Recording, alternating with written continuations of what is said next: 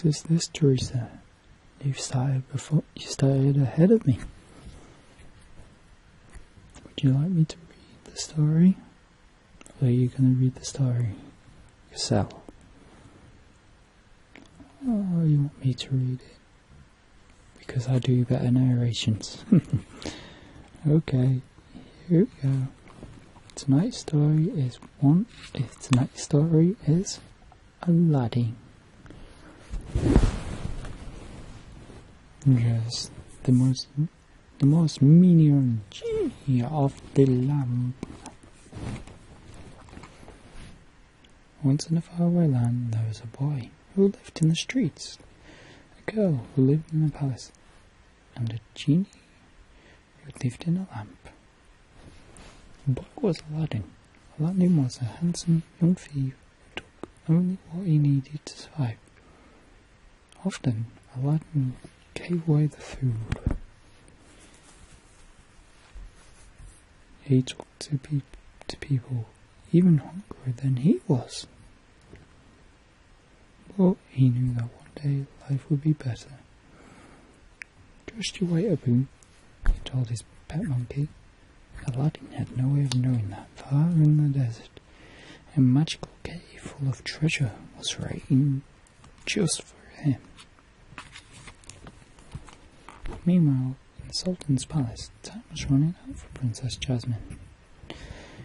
It's the law, Jasmine's father, the Sultan insisted. You must marry a prince by your next birthday, and it will be your birthday in 3 days.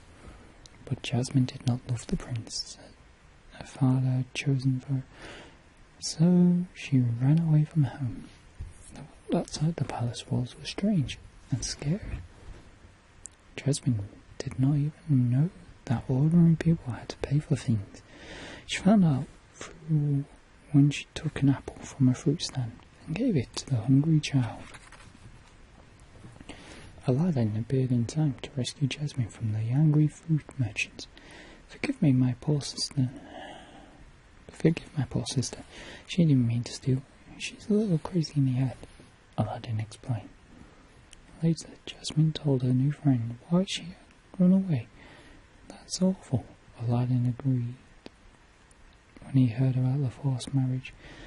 Meanwhile, the Sultan had fallen under the spell of his evil advisor, Jafar, who wanted the Sultan's mystical blue diamond.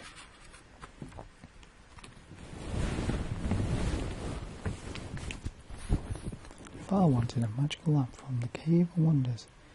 He needed the Sultan's diamond to find out the name of the one person who could enter the cave. The answer was Aladdin. Jafar immediately ordered the palace guards to capture him. When Aladdin was caught, he was thrown into a dungeon. At first, he could think only about Jasmine. The guards had called her a princess. A princess? I can't believe it, he said to Abu. Then Jafar arrived, disguised as an old prisoner. He offered to help Aladdin escape to find a great riches. I need a pair of young, strong legs like yours to go into the cave and help me get a worthless lamp, Jafar said. The rest of the treasures can be yours. Aladdin agreed. That night in the desert, a huge tiger rose up before Aladdin, astonished eyes. Who disturbs my slumber? The voice of the cave thundered. It is I, Aladdin. Proceed, Aladdin. The voice replied. Find the lamp first, Jafar said, as Aladdin entered the cave. Aladdin and Abu followed a golden staircase down to a chamber filled with treasure. There was a magic carpet too. Abu was afraid of it, but he showed him the way to a second chamber where the lamp was hidden.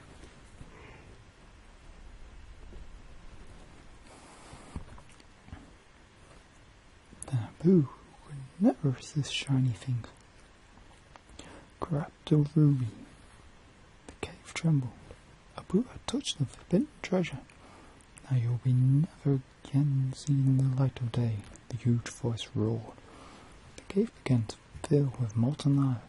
Aladdin pulled the boot to safety on the magic carpet just in time. The magic carpet sped them to the mouth of the cave where a jar waited. "Help us," Aladdin called, clinging to the rocks. "Throw me the lamp," cried Jafar. He snatched it from Aladdin's hand, then pulled out a dagger, aiming to strike Aladdin. "What are you doing?" cried Aladdin. In a flash, Boo had sunk his teeth into Jafar's arm, saving Aladdin from the dagger. Aladdin and Abu fell back into the cave. Finally, the cave stopped shaking and became as silent as a tomb. "We're trapped in here," Aladdin despair. Boo chirped and held up his paw, revealing the lamp. "Why, you hairy little thief," Aladdin laughed. He realized the little monkey had grabbed the lamp from Jafar. When Aladdin tried to rub some of the dust off, the lamp began to glow, and a towering cloud of smoke poured out. "So you're lots smaller than my last master," the giant shape said. "Are you a genie of the lamp?" Aladdin asked. "The one, the only," the genie replied. To prove his powers, the genie got them out of the cave. "I guess you are a genie, all right," Aladdin said. "Do I get my 3 wishes?" "Of course," the genie said.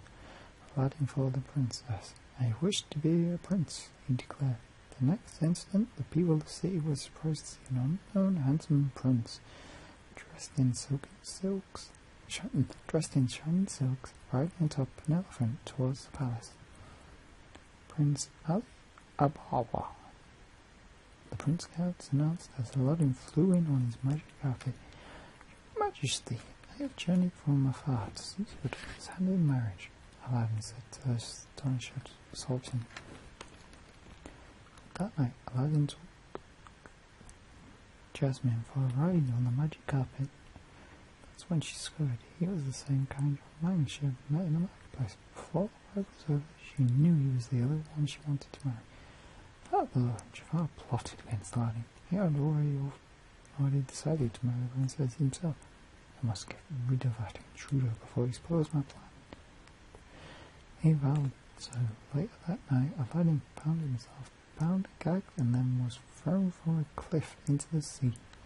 Aladdin struggled to free one hand and rubbed the lamp. I guess you out of this mess," the genie said.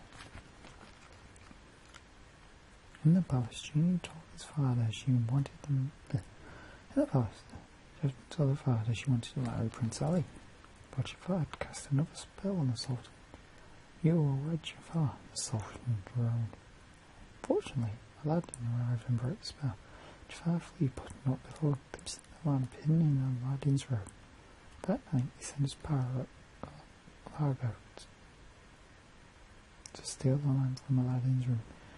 "I am now your master," Jafar bellowed when the genie appeared. The genie was not too pleased with this new development. Still, he had to obey. "I wish to be Sultan," Jafar commented.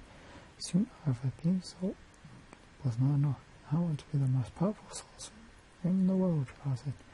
"I don't like it, but you got it, master," the genie replied. As first trick, the new sorcerer banished Aladdin to the end of the world. Aladdin found himself trapped in the land of ice and snow. "How will I ever get out of here?" he groaned. Then he and Abu found the magic carpet and flew away towards the palace. Jafar, meanwhile, had taken over the Sultan's palace and was forcing Jasmine to wait on him and cater to all his needs. Then Aladdin and Abu swooped into the castle. "You," Jafar snarled, "how many times do I have to get rid of you, boy?"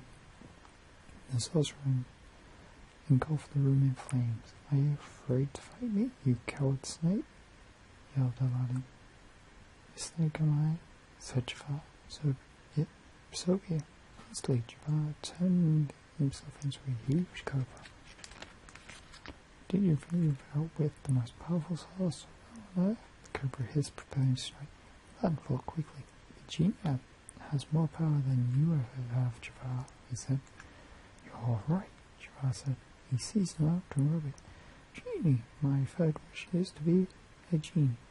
The cobra vanished, replaced by a huge genie shower. Now I have absolute power. Only thing did Jafar notice what was happening. He was disappearing into the lamp Aladdin was holding. And so, well, the evil Jafar was imprisoned in his lamp. Aladdin used this third and final wish to free his friend the genie forever. I'm going to miss you, Aladdin said as the genie prepared for his new life. The first thing the Sultan did when he became Sultan again was to change the law. Princess Jasmine could marry anyone she wished. And that was what she did. She chose Aladdin. The end. What a nice story. Good night, my little dear. I shall see you in the morning.